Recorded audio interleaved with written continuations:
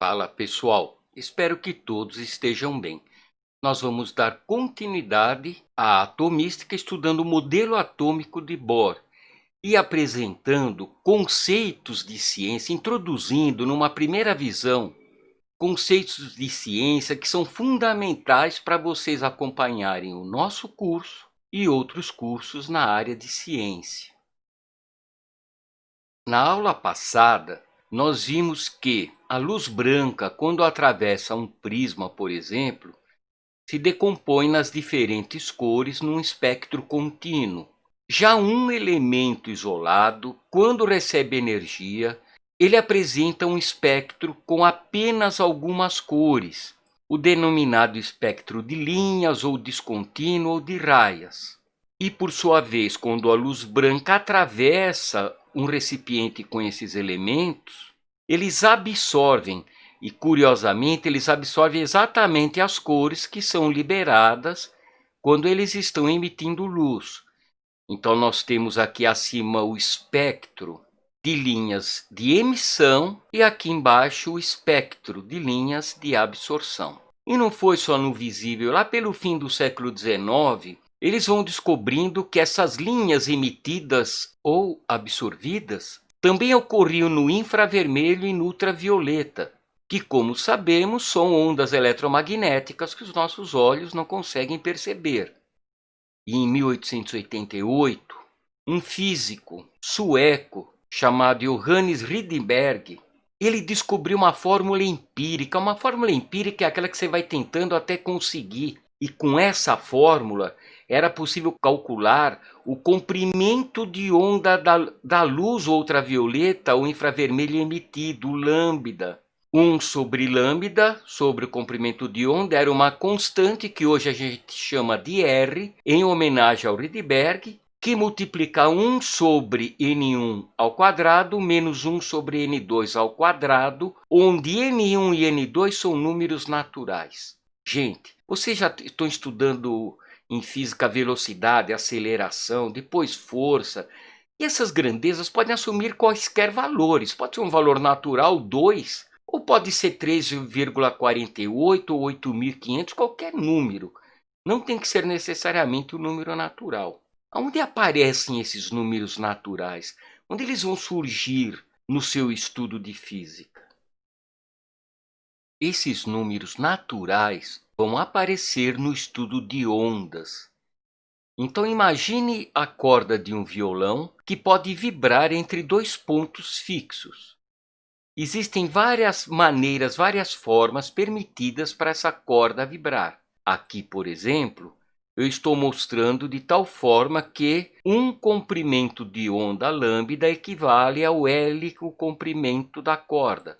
Ela vai mudando a sua posição, ficando esticada, ou como está em roxo aqui, com uma crista e um vale, e ela se altera até ficar com um vale e uma crista. Entenda que entre essas três posições, ela vai passando por todas as posições intermediárias. Isso faz com que o ar ao seu redor vibre, emitindo o som. Mas existem outras formas da mesma corda vibrar, os denominados harmônicos, e todos eles juntos dão o timbre do instrumento. Então, no comprimento L da corda, pode ter um comprimento de onda, 2 comprimentos de onda, 3 comprimentos de onda, etc. Pode ter até meio comprimento de onda, eu não representei aqui. De qualquer forma, aparecem números naturais, 1, 2, 3, meio, que é 1 sobre 2. Puxa, tio Milho, então pode ser qualquer número? Não, não pode ser qualquer número. Não pode ser, por exemplo, 1,25 comprimento de onda. Aqui, por exemplo, eu tenho um comprimento de onda e 1/4, 1,25. Isto não é permitido porque a corda está presa aqui nessa extremidade. Essas, então, são denominadas ondas estacionárias, onde apenas alguns modos de vibração são admitidos, são possíveis e relacionados com números inteiros. Bohr, então, vai imaginar que os elétrons em torno do átomo se organizam em camadas, e cada camada equivale a uma corda de um violão, mas presa pelas extremidades, formando um círculo. no qual se formam ondas que vão poder admitir várias posições, como no caso da corda do violão. Um comprimento de onda no comprimento total, 2, 3. Foi o que ele denominou órbitas estacionárias. Além desse postulado, ele estabelece outros, como por exemplo, a eletrosfera é dividida em camadas ou níveis de energia. Os elétrons girando nessas camadas não perdem energia.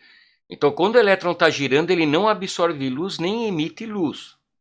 Mas quando os elétrons saltam de um nível de maior para outro de menor energia, os elétrons liberam um quanto de luz, isto é, uma quantidade discreta de ondas, um trenzinho de ondas. E a variação da energia da camada de maior energia para a camada de menor energia é igual a uma constante chamada de H vezes a frequência. E se eu sei a frequência, eu sei o comprimento de onda e posso determinar então a cor. Se imaginarmos como aqui os elétrons saltando de órbitas de maior energia para as de menor energia, no caso aqui saltando todos para o nível 2, para a camada L, nós teremos então o espectro das linhas de emissão do hidrogênio no visível, né? Sem contar ultravioleta e infravermelho, mas que também pode ser calculado pelo modelo de Bohr.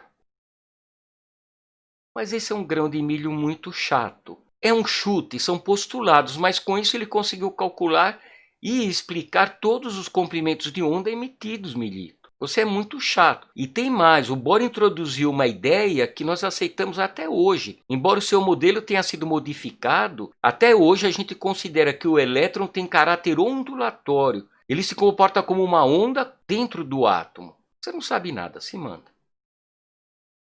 Então, Bohr vai imaginar que existem 7 níveis ou camadas para poder explicar todas as emissões do átomo de hidrogênio. Originalmente, ele chamou a primeira camada de K, do alemão Kernel, que quer dizer parte central, né, o caroço. E depois ele seguiu o alfabeto L, M, N, O, P, Q. Hoje a gente prefere denominar de níveis e usar os números naturais, de 1 até 7. Neste desenho foram representadas apenas 6 níveis ou 6 camadas, porque são aquelas relacionadas com a emissão de linhas do espectro do hidrogênio no visível.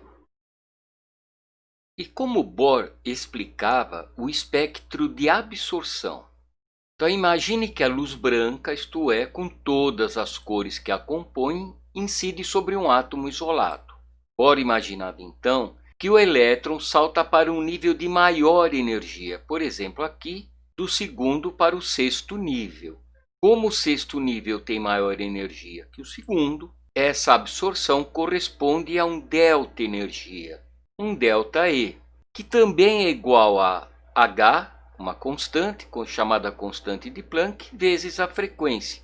A diferença é que ao invés da luz estar sendo emitida, quando o elétron salta para um nível de maior energia, ele absorve luz. Mas como a diferença de energia é a mesma, é luz de mesmo comprimento de onda. Por isso que as linhas de emissão e de absorção coincidem. Esse pacote de energia, novamente, é chamado quantum de luz, né? O quantum de luz, às vezes, é chamado de fóton também. Mas, Milito, larga a mão de ser chato. Não é questão de acreditar em elétrons que pulam. O importante é que esse modelo explicava convenientemente todas as raias emitidas no infravermelho e no ultravioleta pelo átomo de hidrogênio. Depois o modelo é modificado, mas Bohr participa dessa nova visão da física, que depois é aplicada na química, que vem a ser a chamada física quântica, que até hoje dá frutos na tecnologia. O celular que você usa só é possível por causa dessas ideias fundamentais. Se alguém tiver um modelo melhor, apresente um modelo que explique melhor esses fenômenos. E desenvolve o próprio modelo, nada se manda, cara. Vamos compreender agora alguns nomes que são utilizados nesta área da ciência. Vamos imaginar um átomo de lítio, como fizemos na aula passada, número de massa 7, número atômico 3. Os elétrons estão nos menores níveis possíveis de energia. Isso nós vamos ver na próxima aula. No menor nível de energia possível, ele é chamado estado fundamental. Ele está no estado fundamental. Porém, se ele recebe energia suficiente, um elétron pode saltar para um nível de maior energia. Agora ele não está mais no estado fundamental, ele está no estado excitado. Mas o estado excitado é transitório, ninguém consegue ficar excitado o tempo inteiro. Esse elétron vai voltar para um nível de menor energia, ele vai voltar para o estado fundamental. E quando ele volta, ele emite o quantum de luz. A palavra quantum tem a mesma raiz etimológica de quantidade, uma quantidade discreta, um pacotinho de ondas de luz ou outra onda eletromagnética. Embora o modelo de Bohr explicasse perfeitamente o espectro do hidrogênio, para os demais elementos ele falhava.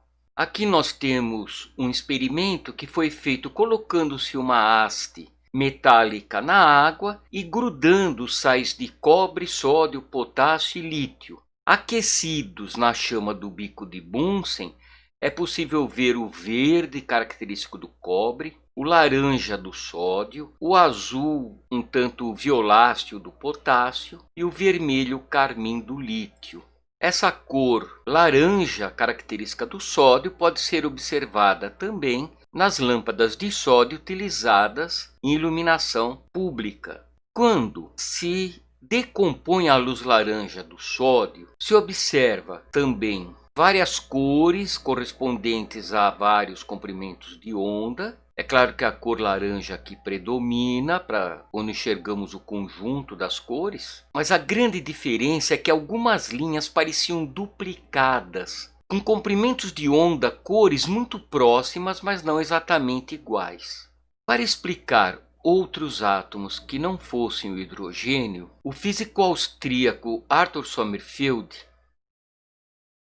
vai propor que cada nível ou camada pudesse ser subdividido em subcamadas ou subníveis. Então, para Sommerfeld, a primeira camada corresponderia apenas a uma órbita circular, mas a partir do segundo nível da camada L, nós teríamos dois subníveis, um correspondente à órbita circular e outro à elíptica. Para o terceiro, nós teríamos 3 subníveis. E para o quarto nível, 4 subníveis. Ele se dividiria em 4 subníveis. Esses foram identificados, então, pelas letras S, P, D e F. De forma que, no primeiro nível, só teríamos o subnível S. No segundo nível, o S e o P. No terceiro nível, S, P, D. E no quarto nível, SPDF. Na próxima aula nós vamos explorar esse modelo. Vamos realizar alguns exercícios. Primeiro, o elemento sódio e seus compostos, ao serem aquecidos, emitem uma intensa coloração amarela. Explique esse fenômeno considerando o átomo e as camadas eletrônicas. Bem, há várias formas de se explicar. Uma resolução possível seria: no aquecimento, fornece-se energia aos átomos, que é então absorvida. Os elétrons passam então para camadas de maior energia e, quando retornam, libera essa energia absorvida na forma de luz de cor correspondente. No exercício 2, nós temos que cada elemento químico apresenta um espectro característico e não há dois espectros iguais. O espectro é o retrato interno do átomo e assim é usado para identificá-lo, conforme a ilustração dos espectros dos átomos dos elementos de hidrogênio, hélio e mercúrio. São apresentados aqui.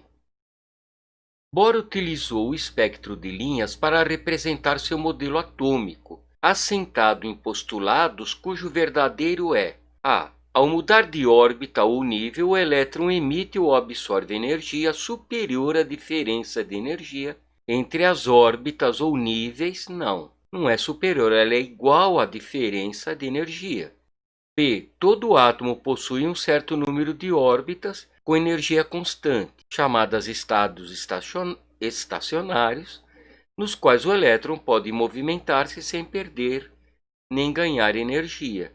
A B está correta. Na C, os elétrons descrevem órbitas elípticas, é besteira, é o modelo de Sommerfeld. E na D, o átomo é uma esfera positiva, não é uma esfera positiva, bobagem. Alternativa B.